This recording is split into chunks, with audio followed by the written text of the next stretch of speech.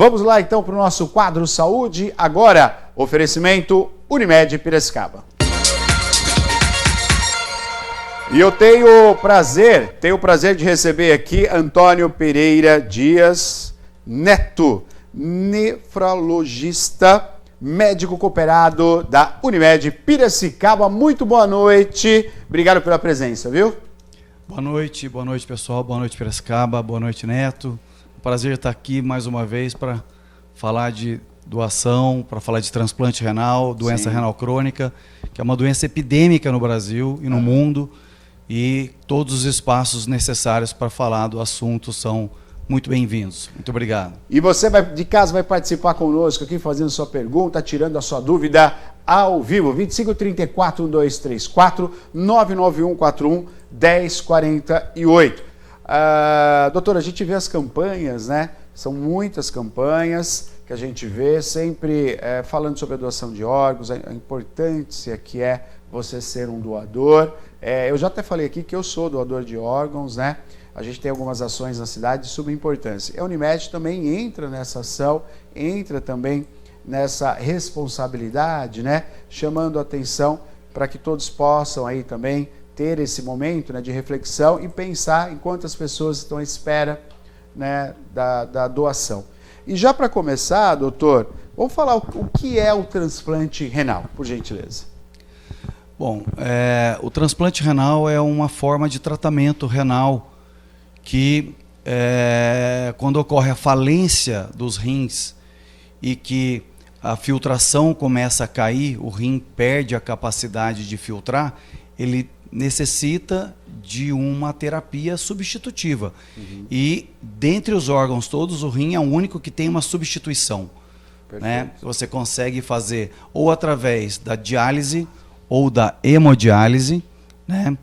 Que são procedimentos utilizando ou o sangue, né, que é filtrado por uma máquina, ou através até do abdômen, onde tem uma película chamada peritônio, que ele faz também esse serviço de troca, né, para tentar purificar o sangue. O transplante é uma forma de tratamento renal também. Ele não é a cura, ele é um tratamento a mais, que pode dar uma qualidade de vida bem melhor ao paciente, porque ele passa a ter uma vida muito próxima do normal. Ele pode comer melhor, ele pode tomar água à vontade, ele pode viajar, ele pode trabalhar, ele pode restaurar suas funções muito melhor do que em diálise.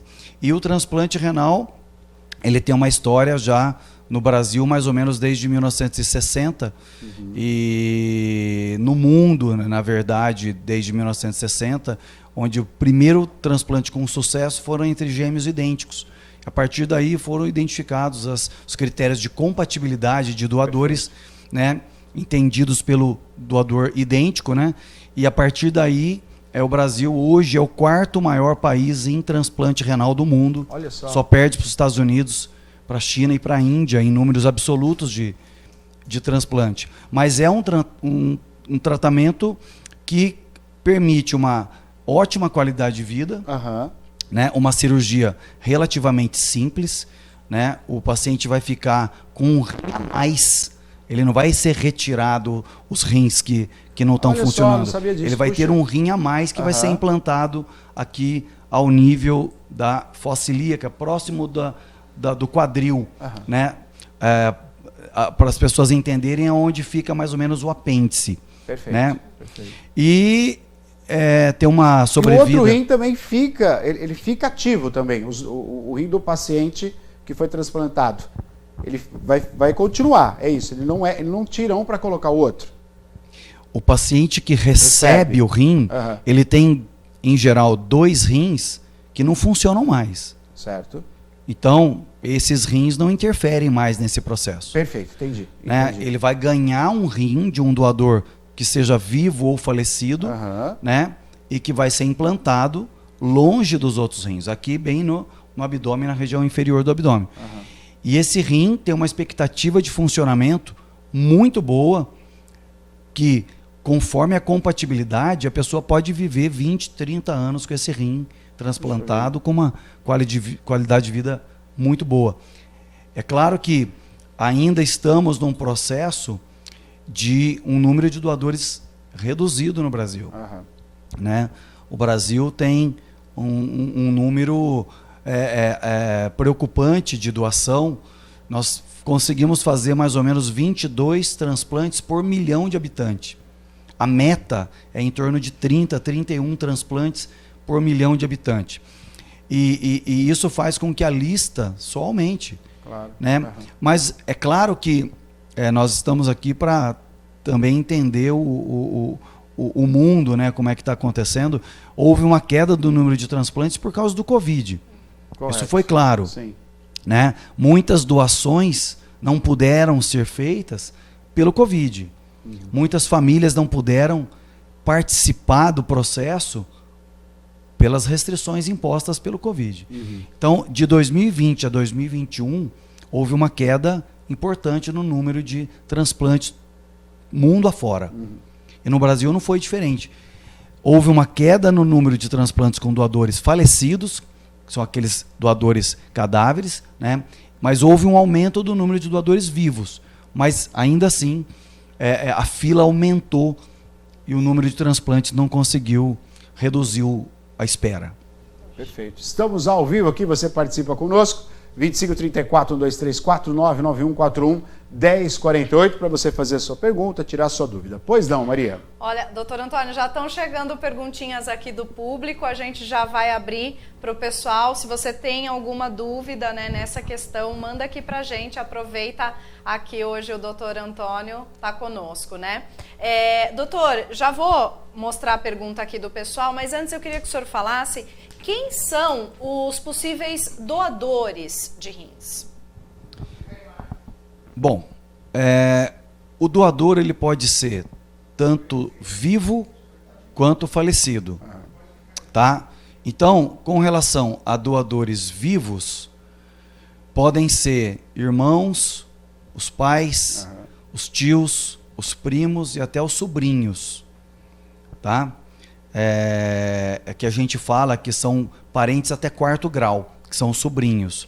E podem também ser feitos entre marido e mulher. Tá? Agora, quando não há esta consanguinidade, parente por sangue, aí o doador tem que ter a aprovação do Ministério Público para poder ser legalizado o transplante. Perfeito. Mas esse é um transplante que a gente faz pouco no Brasil. Ainda faz muito pouco. A gente faz na média de 300 transplantes por ano, né? Ao passo que de doador falecido a gente chega a fazer um número de 4.500, né? É muito maior. Mas em termos de doação vivo, né, tem uma possibilidade grande entre a família e uma possibilidade um pouco menor entre não aparentados. E o doador falecido é aquele que o doador está em morte encefálica. O paciente sofreu algum trauma grave, alguma complicação grave, que o cérebro, o encéfalo, tronco cerebral, cerebelo e o cérebro pararam de funcionar, mas o coração está batendo. Então esse é o momento da doação. Esse é o momento que as equipes hospitalares são acionadas para conversar com as famílias, porque são as famílias que vão autorizar a doação, né, de órgão com doador falecido. Isso acontece no Brasil desde 1999. São as famílias que autorizam. Né?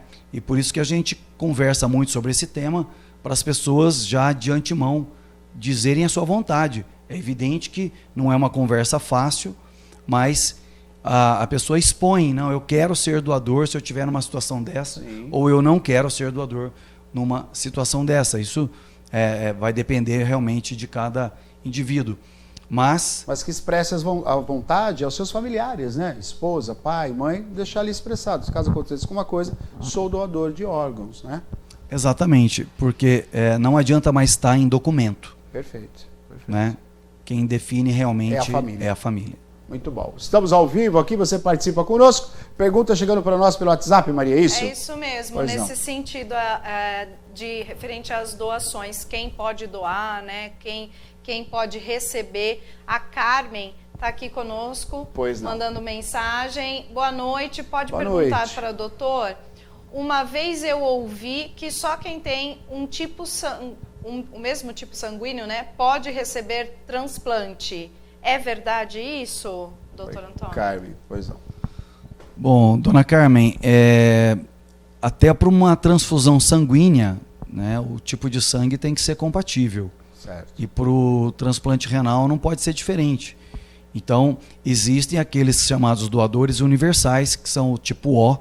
Então, aqueles são os receptores que podem receber de todos, que são o tipo AB. Uhum. Mas, de qualquer maneira, quando a gente seleciona uma dupla de doador vivo para transplante, tem que ter a tipagem ABO compatível. O A para o A, o B para o B e assim por diante. E assim também acontece para quem espera numa fila de transplante. Se aparece um doador na sua região que o tipo sanguíneo dele é O, então o paciente que vai receber esse transplante ele vai ser tipagem O também. Doutor, para a gente até destacar aqui, quais são os pacientes que necessitam esse tipo de transplante, né? Quais são os pacientes realmente, olha, são esses casos que realmente vai para o transplante? Então, todo paciente que é portador de doença renal crônica, que é aquela doença que os rins pararam de funcionar e que entraram para esse tratamento chamado diálise, Sim. todos eles têm a possibilidade de fazer transplante. É claro que a gente tem uma certa seleção, né? Hoje nós temos aqui numa unidade de diálise aqui de Piracicaba, nós temos uma paciente que vai fazer 100 anos. Olha só. Né? Então nós temos casos muito especiais e pessoas já com doenças, com tumores, com cânceres, e aí contraindicam o transplante. Mas nós temos no Brasil em torno de 40 mil pacientes em fila de espera, para um transplante de rim. Então eles são aqueles hipertensos que perderam o rim, os diabéticos que perderam o rim, os pacientes com pedra de rim que perderam o rim. Então são todos aqueles que perderam os rins e estão em diálise, em boas condições clínicas, que podem fazer o transplante. Sobre isso, assim, para a gente até compreender, a doação hoje ela é Brasil todo, né? Quer dizer, um doador, ele é o doador em potencial, a família autoriza, a destinação obedece a essa fila, é isso? Então, quando a gente fala em lista de transplante com doador falecido, é claro que ela é separada por região. Né? Mas esse doador, quando a família aprova a doação desse doador falecido, o sangue dele é levado para uma central, e essa central ela tem uma conexão em rede do estado até o Distrito Federal. Então, esse doador, os dados dele são lançados numa fila do Sistema Nacional de Transplante. Perfeito. E se em alguma parte do Brasil tiver um doador que, como se fosse um irmão gêmeo desse Sim. doador, ele é acionado. Ah, perfeito. Mas caso contrário, se ele tiver uma compatibilidade de 50% ou menos, aí vai na sua região mesmo. Escolhe-se um doador da sua região mesmo. Tá? Mas num milagre de acontecer uma pessoa idêntica imunologicamente falando, ele é acionado em qualquer região do Brasil, porque o transplante é um sistema muito sério. Hoje em dia, muito rápido também, né? Exatamente. Hoje em dia, a gente tem a clareza da seriedade do transplante renal no Brasil, dos transplantes de órgão no Brasil, porque são realmente linkados em um sistema de rede que conecta o Brasil inteiro, que dá uma segurança muito grande para as famílias que doam, tá? E para as famílias que recebem. Então, nada daquilo que a família não autoriza é feito. Se a família autorizar a doar só o coração, é só o coração que é doado.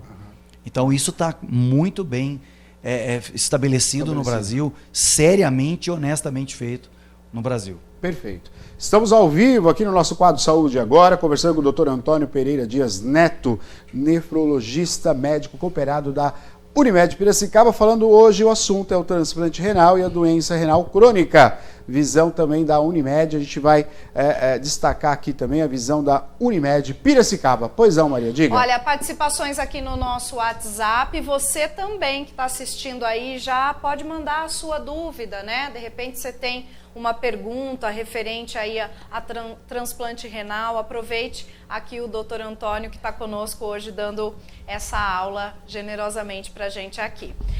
O Periquito está aqui assistindo a gente, né, Periquito? Ele está comentando que essa reportagem é muito interessante e de utilidade, né? Há muitas pessoas que sofrem de deficiência renal. Aí, doutor, ele diz o seguinte, ó, eu tenho facilidade de eliminar cálculos, os 2 rins formam bastante pedras. Pergunta, meus rins podem ser doados? Ele ainda comenta que ele tem 64 anos de idade, não fumante, não ingere bebidas alcoólicas com frequência. Boa noite. É o seguinte, se esse rim já teve várias pedras, precisaria de uma avaliação mais detalhada para saber se não houve dano ou cicatriz nesses rins. Então, é difícil da gente ter essa noção, né, sem avaliar direitinho. Ele precisaria ter um exame de sangue para avaliar a função renal, que é através da creatinina, e seria interessante pelo menos um ultrassom de rins para a gente saber se ele poderia ser doador. O fato dele querer ser já é algo importantíssimo, né? Quer dizer, você se propor a ser já é um grande passo, né? Como a doação de sangue também que a gente vê, né? As pessoas se propõem. Claro que todo um critério que o doutor está falando aqui vai passar por uma avaliação, mas isso é muito bom. Tem que estar realmente aí disposto, né? E deixar avisado a família. O doutor pautou aqui muito bem, quem decide é a família, né? Diferente da doação em vida, que é o caso dos 2 gêmeos, né? Do qual você falou aqui, né, doutor? Os 2 gêmeos, se você está em vida, você pode doar. Eu quero ser o doador para a esposa, para um amigo, sim, para um irmão, mas após se falecer, tem que deixar avisado a família. Estamos ao vivo aqui e você participa conosco, 2534-1234, 991-411048. Eu queria fazer... Tem mais uma participação? Tem, né? Então vamos lá. Pois não. Aqui, vamos lá, tem bastante perguntas. Preferência aí. Pois não. O José Gustavo conosco, dá boa noite, Neto e equipe. Quem faz transplante precisa seguir uma dieta restritiva? Aí, se eu puder responder já para os dois, para quem recebe e para quem doa, doutor. Bom, é claro que quando a gente propõe um transplante renal, a gente prega uma qualidade de vida saudável. Então, a gente tem que orientar o paciente que a nossa orientação nutricional ao longo de décadas foi muito errônea. Nós fomos criados achando que a gente deve comer muito, a gente deve comer bem, a gente deve comer adequadamente. Então, não é porque a gente prega o transplante que vou te liberar para comer sem freio. Então, tudo tem que ser moderadamente, porque boa parte dos pacientes com obesidade tem doença renal. Então, se após o transplante ele ganhar uma obesidade, uma diabetes, ele pode comprometer o rim transplantado do mesmo jeito. Então, uma vida saudável é muito importante também depois do transplante. Perfeito. Então, eu vou perguntar, onde pode fazer o transplante aqui em Piracicaba, né, na nossa região? Onde é feito esse transplante? Bom, a gente tem uma equipe no Hospital Unimed, né? A gente faz transplantes lá, por enquanto, com um doador vivo, né? A gente seleciona os pacientes que nos procuram, né?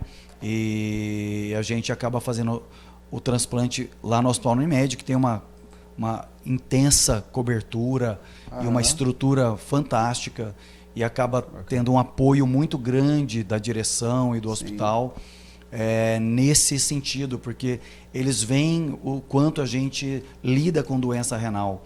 Né? A gente faz uma quantidade grande de hemodiálise por mês no Hospital Unimed, e isso realmente sensibilizou a direção, que acabou abrindo as portas para a gente ter uma equipe competente para fazer o transplante renal lá. E aqui em Piracicaba, no momento, é a única equipe que que tem feito esse trabalho. Quer dizer, e na região somos nós e Campinas. E Campinas. Então quer dizer que a Unimed Piracicaba ela faz o transplante, pioneira, e hoje é a única equipe multidisciplinar, uma equipe específica e contando com os outros profissionais também da Unimed, que dá essa capacidade de se fazer o transplante. Então, quer dizer, equipamento, setor, equipe técnica para fazer esse transplante, tudo isso a Unimed Piracicaba disponibiliza. É uma equipe muito competente, né? São profissionais que tiveram uma formação muito boa, uma equipe cirúrgica excelente, anestesistas, intensivistas, a enfermagem, todo o cuidado de enfermaria, de UTI. Então a gente sente muita segurança em fazer o transplante lá, né? A gente tem um suporte multidisciplinar muito forte. Eu acho que isso traz muito conforto para a gente em fazer o transplante. Para todos os profissionais, né, que ali trabalham, puxa vida. Exatamente, traz muita segurança a nós profissionais e aos pacientes. Aos pacientes. Né? Isso é muito importante.